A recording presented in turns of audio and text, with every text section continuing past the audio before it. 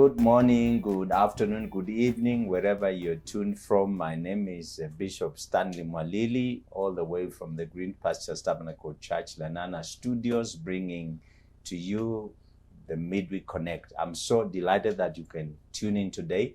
Kindly let somebody know that we are on air right now and we are ready to engage on a very important subject. Please, if you have not yet subscribed, please do so. And also make sure that some of your friends and those people you value really get to know that there's something good that happens in this particular place at such a time as now. And I'm delighted today because I'm joined by a very important and special guest, Dr. Anna Choya. Dr. Anna Choya is the director of Emerald International School, but also a co-founding senior pastor together with me. She's my wife. And we've been in ministry for many years, and we thank God for the grace to be able to serve the Lord together and to be able to be a blessing and of ministry. So welcome, Dr. Ann. How are you today? Thank you, Bishop. I'm fine. Yeah, welcome to the Midweek Connect today. And I just want us to review a little bit about the Daughters of Sarah Influencers Conference that just ended a couple of days back. And this is something that you're very passionate about, and particularly the theme about growing in honor.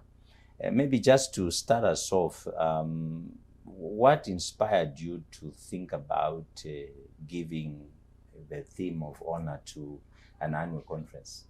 Thank you, Bishop. I would say that I grew up in a generation where honor was not just taught, but forced. I mean, we had to honor whether you liked it or not. And our parents were very particular. Our teachers, everybody who was in authority really, drummed the place of honor. And so we were not given an option to decide whether to or not.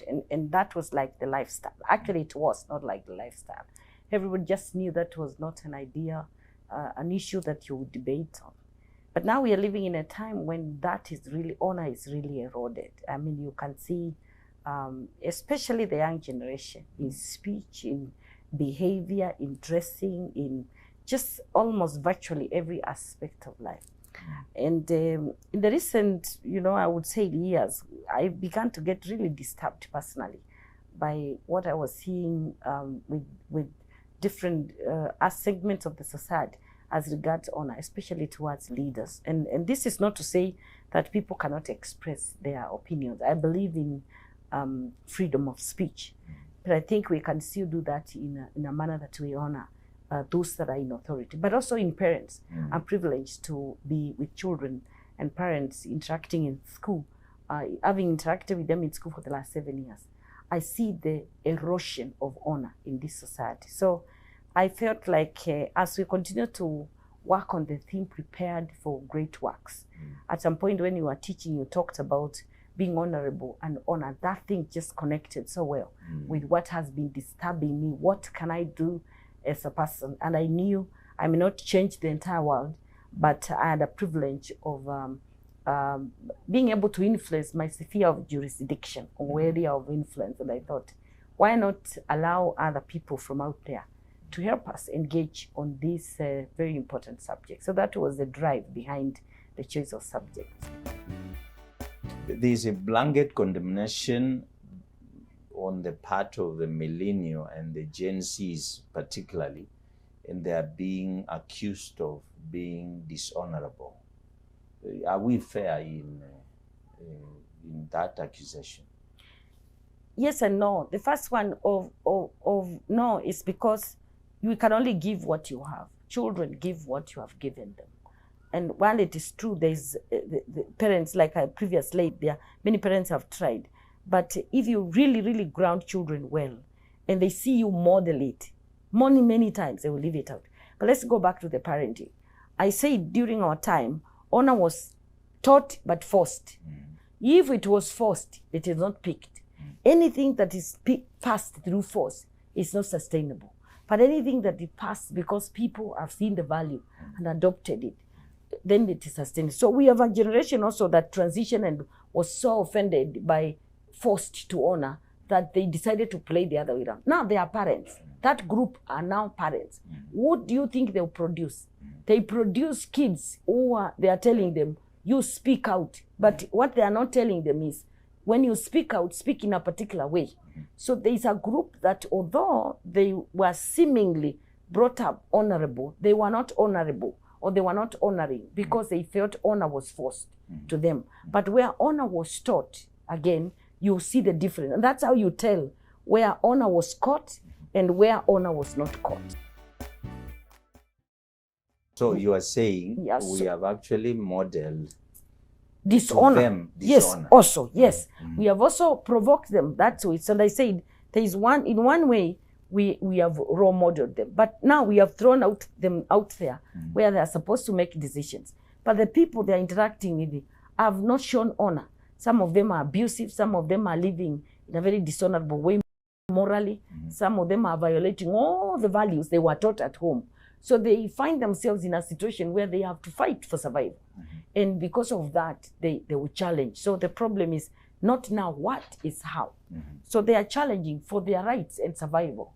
But if we don't provoke them, and it's biblical, the Bible says we don't provoke them to anger as parents.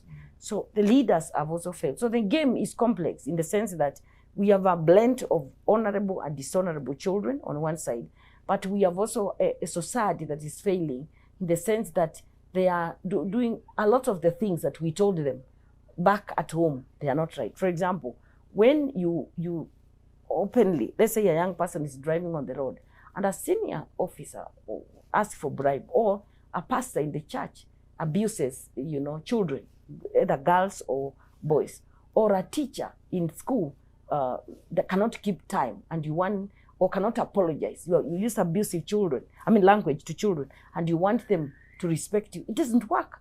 That's why I say what we give to children, they will give us back.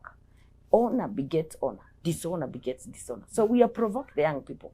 We are also reaping as a society on the way we are living. We have lived in a way that is very questionable, and it's very sad, because when the young generation is angry, now they don't care who is living honorable and who is not living honorable.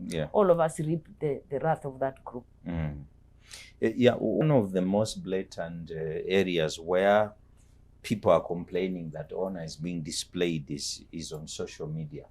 And the Gen Zs particularly are leading on this, and their onslaught against especially the political establishment. And one of the things they are doing is they are doing what you call caricature. And caricature is simply a picture or a description or an imitation of a person with certain striking characteristics which are exaggerated in order to create a comical or what you call a distorted image. And a lot of people are complaining that these kids have gone overboard. What would you say? I mean, are they right to show us what we are? And is there another way that they can do it, so that because they need to call us out, but at the same time, where do you draw the line between pointing out what is wrong and doing it in an honorable way? It's a difficult question, I would say, but my opinion is, one, we are living in a time when to be dishonorable is popular. Very interesting. In other words, if you want to attract a lot of fame, you just show somebody something that is, honor is despised now. It's no longer. It's actually looked at like it's being weak when you honor somebody, because you are not using the tough, vulgar language. So one, that kind of behavior is being driven by desire for fame. And if you want to dishonor, if you want to be famous and have a big following, just play around with somebody who is famous, which is a sad one. So in that case, it's a pressure. It's a society that is craving for fame. And fame now, dishonoring someone senior looks like it's one way of becoming popular, which is very unfortunate. So I would say that's one way. But number two, I said we provoked them and they bottled their opportunity to speak. I want to believe that if there were opportunities when we lived right, but we allowed them to express themselves and role model, because some of the things they are questioning are genuine. There are many times the things they are questioning are genuine. For example, if they say, can you tell us how much money you have used to construct this road? they are entitled because the constitution allows them to ask. They are Kenyan, they are citizens, they are allowed. And in my view, what is difficult about that? Even me as a Kenyan adult, I want to know because I pay a lot of tax every month and it's no fun to just give out that kind of money.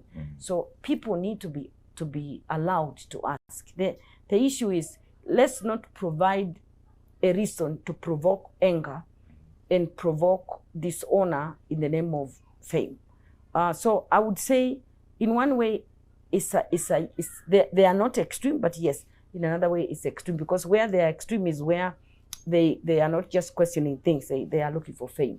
But where it's genuine is where they are really demanding answers to things that are ethical, and they need to be given an opportunity. And I think the government needs to provide forums. It's going to be very difficult, I think, in the future to satisfy this generation, because already integrity has been eroded. I don't know which leader is going to answer them enough. If there is not going to be explanations that will change this generation, we will just need to do it right. Period. Just do it right. If it's corruption, stop corruption. If it's accounting for money, account for money. If it is allowing them to engage and express their anger, let them be allowed, and we shouldn't react or violate their rights. We should answer, because boldly, if I'm a leader and I'm asked a question by somebody and I know I'm innocent, I need to be able not to get angry. I need to be able to answer and show accountability. So I think it's two-way.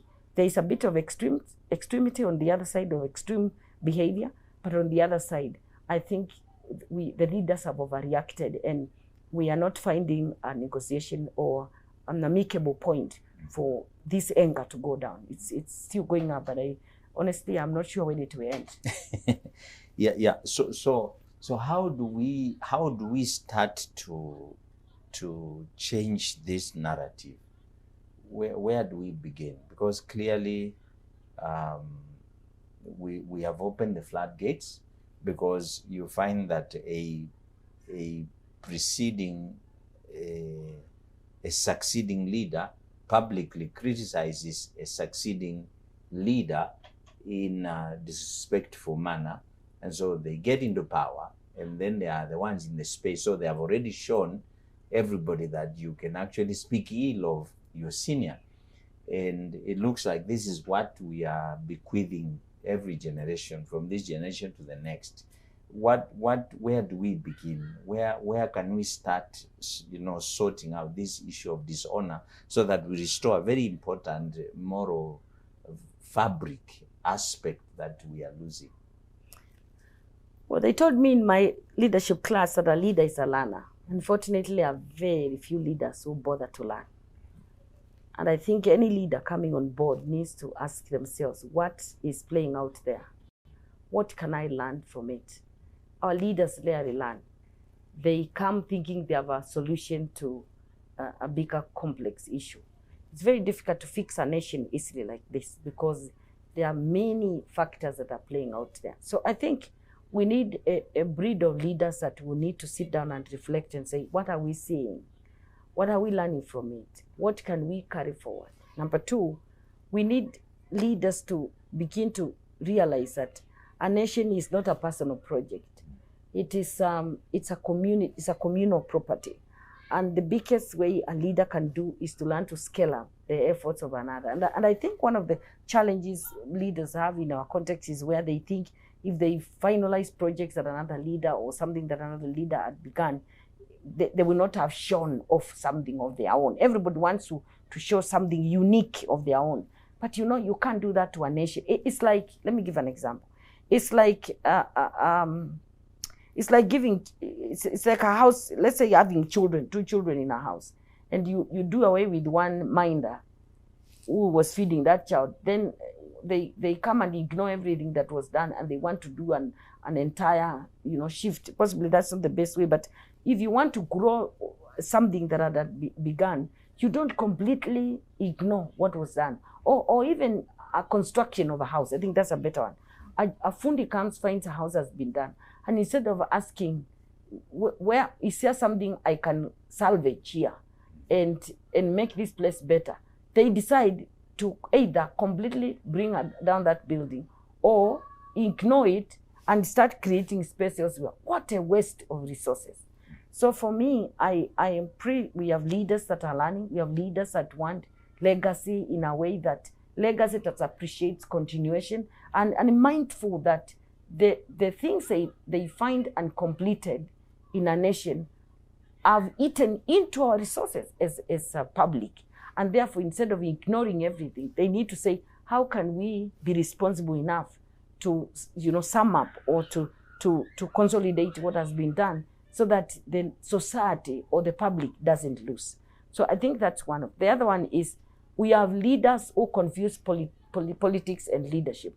Leadership is a discipline. Just the way you go to class, it took me almost 4 years, just learning leadership, different aspects of leadership. The way it took me many years in school, learning development. The way it took me many years learning, something like sociology. The way it took me many years learning chemistry in school. For me to say I'm an authority in, chemistry, I have to plow through that or go through steps of learning that particular subject for many years. And I find leaders who don't care to learn about leadership. They actually think they are leaders, but they literally don't even know the basics of leadership, or they violate all the simple basics of leadership. Let me give an example. One of the biggest strengths of a leader is to know when to be a follower and when to be a leader. But I find leaders who can't follow, but they want to be followed. What a violation of a principle. You expect people in your office to follow you and submit to you, but you cannot submit to somebody else. You stand in a stage, you are governor, you stand on stage and abuse your president, but you go back to the office and you expect the administrator in your office not to abuse you. That principle doesn't work. Life is such that you violate one principle, you reap from it. So that's what I'm saying. The leader-follower relations, for example, is one principle I found really violated in our nation.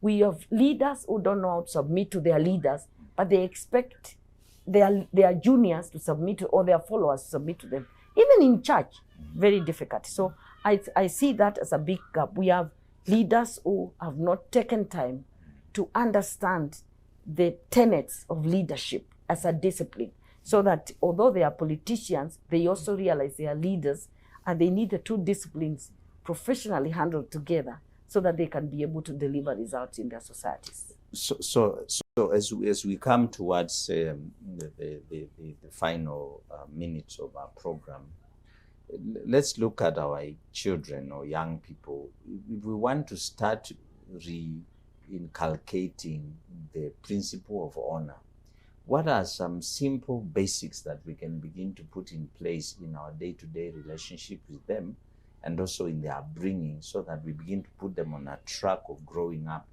to become honorable or people that honor others?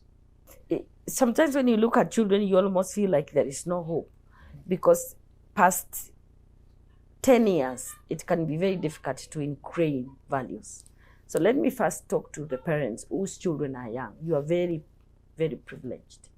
Please talk about honor, leave it out, model it, and practice it, and the children will pick it, and prepare them that there is going to be, there are dishonorable Dr. opportunities. I really want you to tell me this, what you're calling practice. Okay, so Yes. I need us to be very practical here. When I'm with my children, say we are in a supermarket, or we are on the road, or we are traveling, or we are in an aircraft, what are some things that someone can do that when a child sees, they pick a lesson they will never forget? For example, just how you talk to an elderly person, how you give way to them. Let's say you are seated somewhere, you are moving, they are carrying a load. How do you help them? The language you use, excuse me, for example, telling somebody excuse me, where you put your hands when you are talking to somebody in authority. Those are simple, basic things. If you thank you, words like thank you for something that's done to you. Even you are asking something. Let's say you are married in a home, and your wife, you are a married person, and your mother cooks something. It should not be taken for granted that they are their mother. The father needs to demonstrate by saying, thank you for making us dinner. The kids are hearing. They hear a lot. These young kids hear. And sometimes when you see they have not done it, you ask, What should you tell your mom? You know, it's so simple, basic. It's a choice of words, the way they dress, the way they handle their beds and beddings, and when somebody washes clothes for them, auntie irons clothes for them, being able to tell them, auntie, thank you. If they want auntie to be able to look for them something that's in the heap of clothes, for example, say, auntie, can you help me? You know, that respectful language, because honor is in the respect that we give, how they carry themselves, how they manage time. And you need, as a father and a mother, to role model those things. Shouting is not one of the things you want to role model to your children. And the hardest one is where parents go wrong, or they're on their own, and they should be able to tell children, I'm sorry. It's not a weakness. You are actually teaching them that if I can tell you I'm sorry, it means I expect the same. So there are those basic things. If there's a matter that has been raised in school, for example, parents shouldn't go there, you know, fighting, you know, set to fight teachers. They need to go and listen and find out what's happening, and can we handle this matter amicably. So I would say for children, but the senior ones, we just need to make efforts. And this is very hard, but I've seen it work. If you know as a parent you have just lost it completely, and you have done things that you know your kids have just lost it with you, or they just know it's dishonorable, call them and ask them for apology, and ask them to give you another opportunity, and begin to leave it out. And I know some people raise stones when I say like that, but I can tell you, because I live with children in school, they cage anger in themselves, and they won't tell you. You can blow up, you can shout, it's a matter of time. The day they'll break free to get to a level where you cannot do that, you will not believe they are your children. So for the senior ones, we should be able to retrace our steps, and just begin to do. They also notice change. You find it very, very difficult to tell them that you are sorry for some things that have happened. Just change. Just begin to appreciate them. Begin to lower your tone where you should be. Stop using vulgar language or difficult language or abusive language. If you are not dishonoring your wife, just stop. Stop doing it. Start showing honor. If it's a matter of keeping time, the way you dress, how you handle neighbors, how you deal with your pastor in church, how you deal with your local. Stop discussing your leaders in a manner that you use vulgar language when children are listening. That's a sure way of teaching them dishonor. So just change. It's an issue of make up your mind. Children are very interesting. They see change, and then they are able to detour themselves and align. So if you don't want to tell them, just change and leave it out. Role modeling is the most powerful thing of teaching children. So finally, you're very strong about advocating for honor. What are the problems of dishonor? What happens when people become dishonorable and it becomes part of their life? The first thing I would say is honor gives you access. Dishonor denies you access. Life is about access. Life is about relationships. So you are saying, if, for example, I honor you, I have access to you. Anything. Or have access to situations that... You have access to me and whatever makes me up. So we need to teach children they are not a pillar in themselves or the society. We need other people, and that's how God designed life, to get to where we are. Some people are destined makers for us. God uses them to get us to the next level, to fulfill our purposes. And so we need to know that if we dishonor them, we block that route, and we may get there because God's purposes are completely never thwarted, but will take long. So that's one advantage. One disadvantage of having dishonor: you deny yourself access.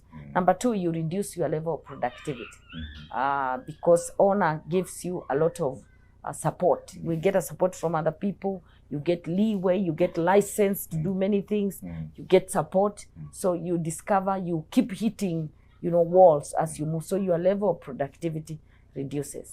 And number three for me, dishonor, it makes you less, you are a pale shadow of yourself. You never live to experience life full. You keep living like an oscillated type of life. It's like going up the hill and down. You pick it, then at some point you go and dishonor someone, or you dishonor people, and they throw you back to the valley. So you never quite come out to be what God intended us to be. The society doesn't feel you. You are a pale shadow of yourself. And finally, if I may draw from the Bible, especially example of Nabal and his wife Abigail and David, dishonor leads to death. That's it. Somebody, it may not be physical, but you will live not to be. You get to a level where you cease to be felt. You just live a life that you can never fulfill the dreams of your life. You will just be there. The society doesn't feel you. You don't enjoy life because constantly it's like dishonor builds layers of strong walls around you. So you cage yourself in a very strong cage where we don't even know you exist. So you naturally just die. Okay. There is no life in you. We don't feel you. You don't come out to be known. And it's you who has created that kind of life. So dishonor is a dangerous thing. The ultimate outcome of dishonor is death. Well, thank you so much, Dr. Ann. Unfortunately, we've run out of time, but I'm so grateful that you could come and really give us those very powerful insights, and particularly on what dishonor does and what honor does to us. And those of you that have watched today's episode, I believe you've gleaned something, and I hope that you can do some adjustments, particularly if you find yourself at a place where you are not doing so well, especially in the area of honor, particularly for yourself and for your children as well. And those of you that can tune or go into our Facebook page or our YouTube channel, Green Pastures Tabernacle Church Lenana, you will find the videos, especially of our just concluded Influencers Conference.